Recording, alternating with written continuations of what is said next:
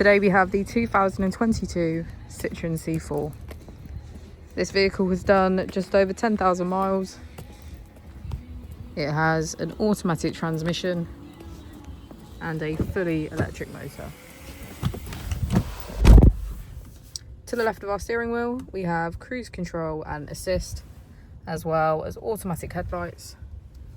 On the right, we have voice control. On our screen, we can access radio, smartphone integration, navigation, climate control, Apple and Android CarPlay, and our vehicle settings. If we put the vehicle into reverse, we can see that it comes with a 360 degrees camera with parking sensors. We have the choice of 3 different driving modes to choose from, starting with Sport, Normal and Eco. Just below our screen we have our AC with heated seats on either side.